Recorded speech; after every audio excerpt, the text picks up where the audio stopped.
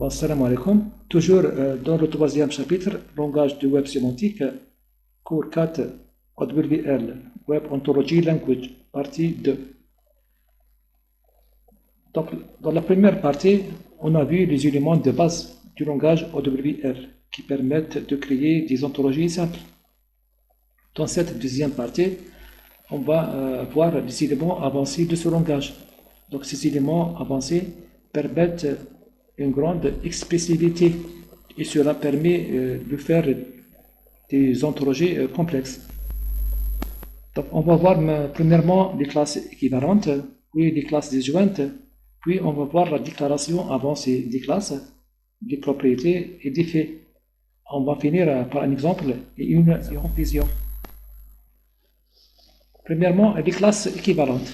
Donc, deux classes équivalentes, c'est-à-dire elles contiennent les mêmes éléments, ou bien possèdent la même extension, ou bien représentent deux termes synonymes.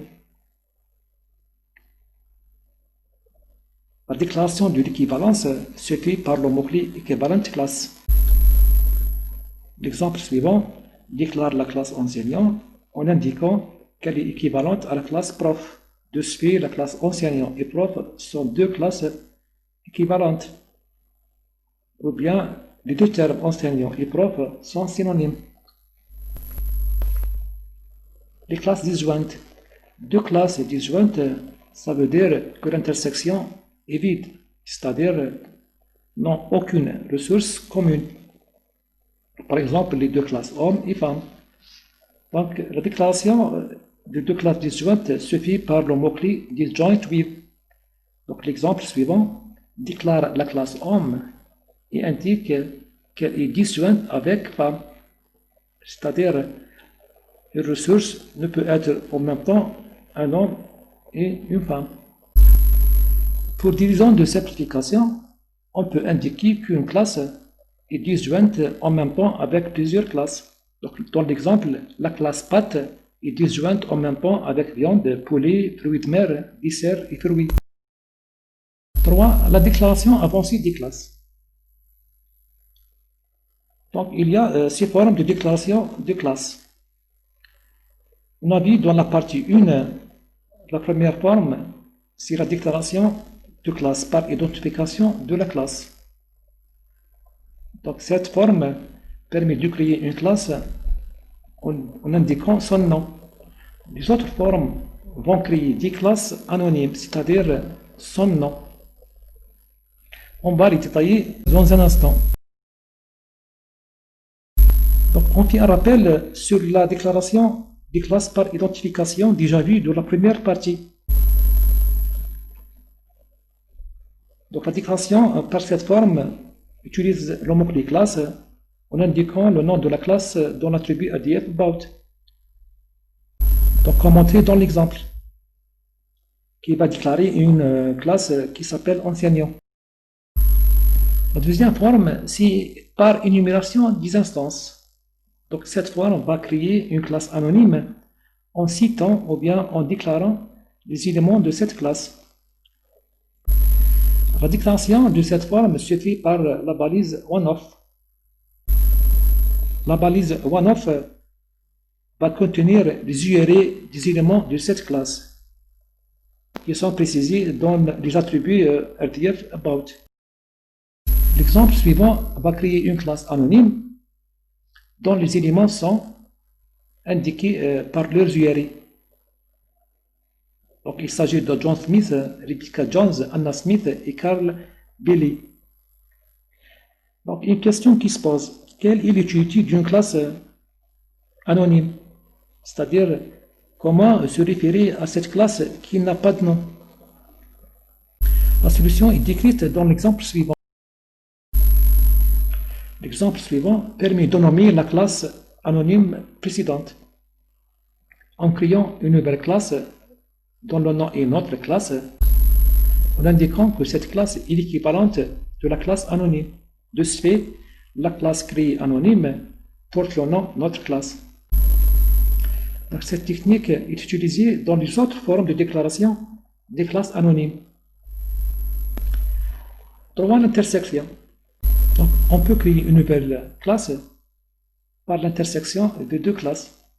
Donc, la classe résultat va contenir les éléments communs entre les deux classes.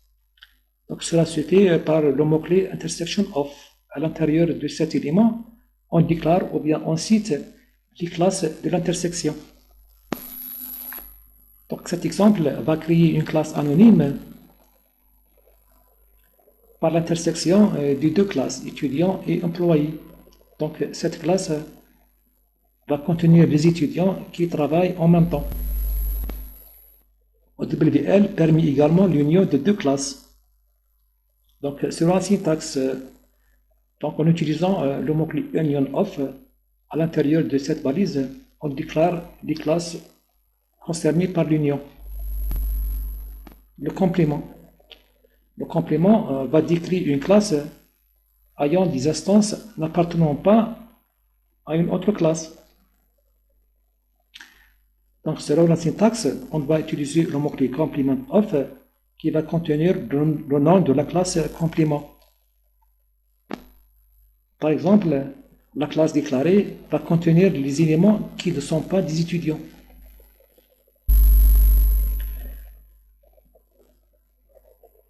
Sixième forme, c'est la déclaration par restriction de propriété.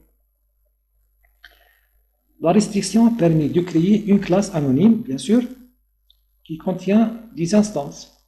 Ces instances doivent satisfaire une ou bien plusieurs conditions portant sur des propriétés déterminées.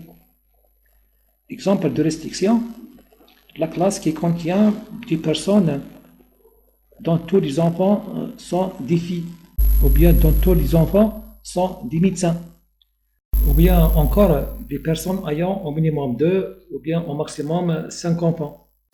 Pour faire une restriction, on utilise le mot-clé OWL restriction. À l'intérieur, on indique la propriété concernée par le mot-clé on property.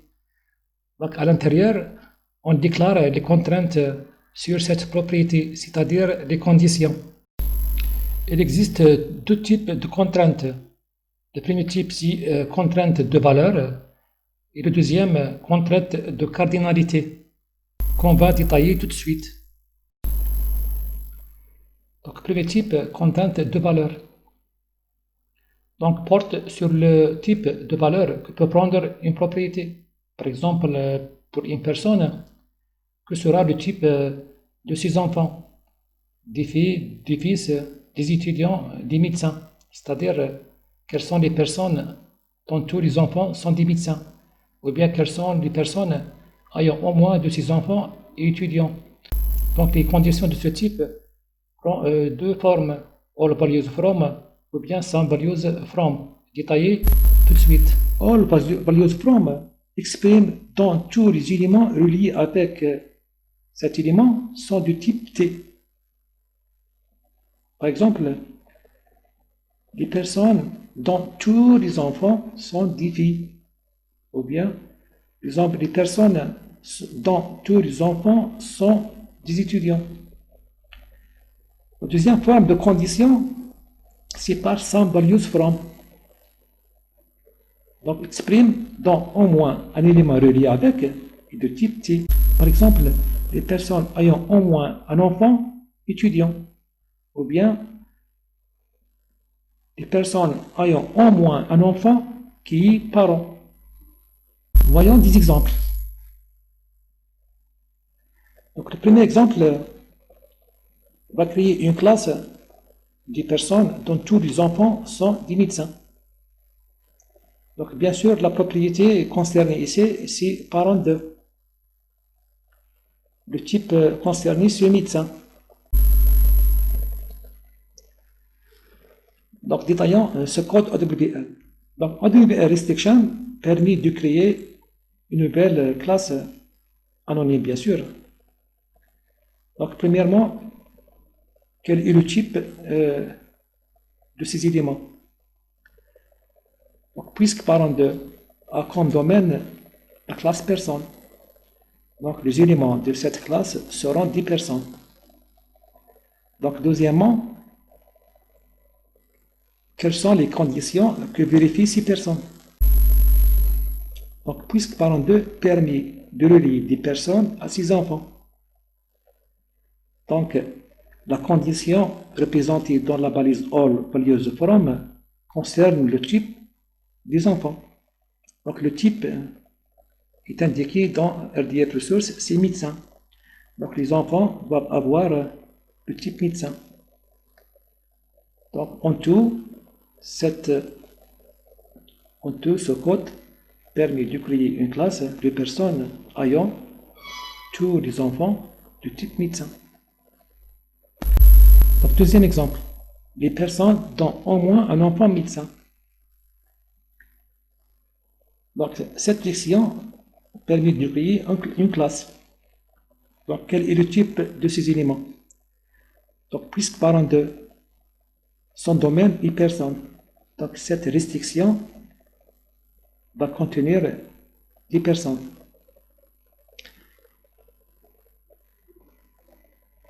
Deuxièmement, parent de permet de lier des personnes à leurs enfants. Donc, la condition qui est spécifiée dans l'élément sans value from concerne les enfants de ces personnes. Donc, quelle est la condition? Si sans value from, c'est-à-dire au moins un de ces enfants doit être de type médecin qui est spécifié dans RDF Resources. Donc, en tout, cette classe va contenir des personnes ayant au moins un enfant de type médecin.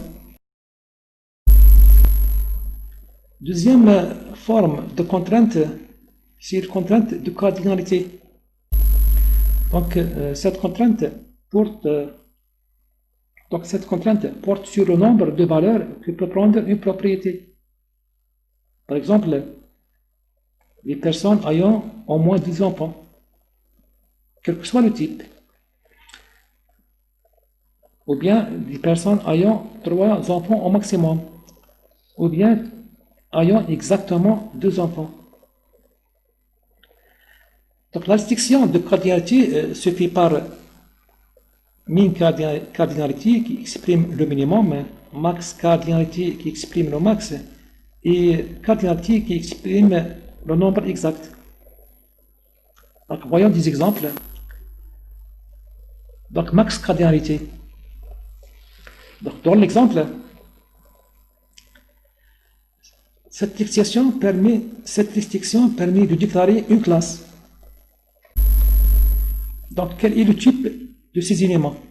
Donc puisque parent de son domaine est personne, donc les éléments de cette classe seront des personnes. Maintenant, quelles conditions vérifient ces personnes? Puisque parent de permet de lier les personnes à ses enfants. Donc la condition spécifiée dans max cardinalité concerne les enfants. Puisque max cardinalité est précisée, donc la condition exprime le max des enfants qui est dans cet exemple. Donc en tout, cette restriction permet de créer une classe anonyme contenant des personnes ayant au maximum 2 enfants. Donc, pour exprimer le minimum, on utilise min cardinalité. Donc, le même exemple précédent peut nous servir pour décrire les personnes ayant au minimum 2 enfants. La troisième possibilité, c'est cardinalité. Donc, exprime les individus ayant exactement n valeurs distinctes pour la propriété concernée. Donc, dans l'exemple précédent, on peut se servir de cardinalité pour préciser ou bien pour décrire la classe des personnes ayant exactement 2 enfants. Donc, on va voir maintenant déclaration avancée des propriétés. Donc, premièrement, la transitivité. La transitivité, par exemple, si A est l'ami de B et B est l'ami de C, alors A est l'ami de C. Maintenant, comment déclarer une propriété comme propriété transitive? Donc, l'exemple suivant déclare la propriété frère de. Donc, on indique qu'elle est transitive par l'ajout de l'élément RDF type, en précisant dans RDF ressources la valeur AWL transitive property.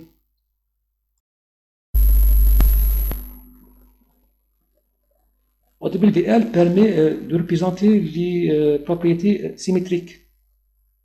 C'est-à-dire, si A est l'ami de B, alors B est l'ami de A.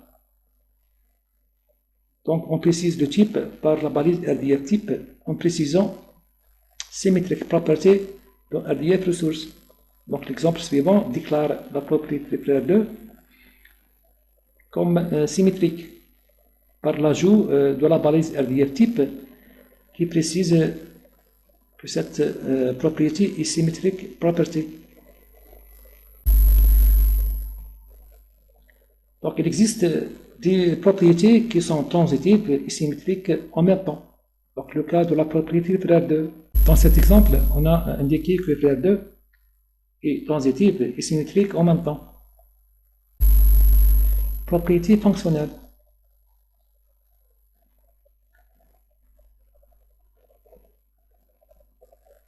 Une propriété fonctionnelle ne peut avoir qu'une seule valeur par instance. Par exemple, une personne ne peut avoir plus qu'un nom, ou bien ne peut avoir plus qu'un prénom.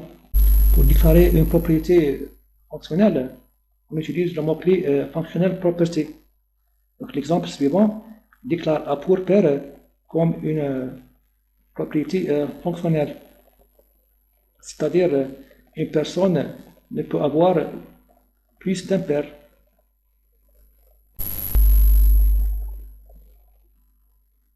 Déclaration avancée des faits. Donc, les faits concernant les individus sont de deux types. Le premier type, les faits concernant l'appartenance à une classe, c'est déjà détaillé dans la première partie. Maintenant, on va voir le deuxième type. C'est les faits concernant l'identité des individus. Donc, comme rappel, les faits d'appartenance, c'est la déclaration d'un individu de son type ici donné, comme en RDF. Donc, l'exemple suivant va créer une ressource avec l'URI Pierre, son type est humain, son nom est Pierre, lié avec la ressource de l'URI Jack par la propriété A pour pair, il est également à la ressource de l'URI Paul par la propriété A pour frère. C'est-à-dire, on a créé une ressource du nom Pierre, son père est Jack, son frère est Paul. Deuxième type de déclaration des faits, c'est les faits d'identité. En WL, on peut déclarer qu'un individu est le même qu'un deuxième, ou bien différent d'un autre, ou bien différent de plusieurs objets. Donc, same as a pour dire que deux ressources, ou bien deux individus, représentent le même individu. L'exemple suivant indique que l'individu algérien est le même, l'individu est payé d'1 million martyrs, c'est-à-dire les deux objets sont les mêmes.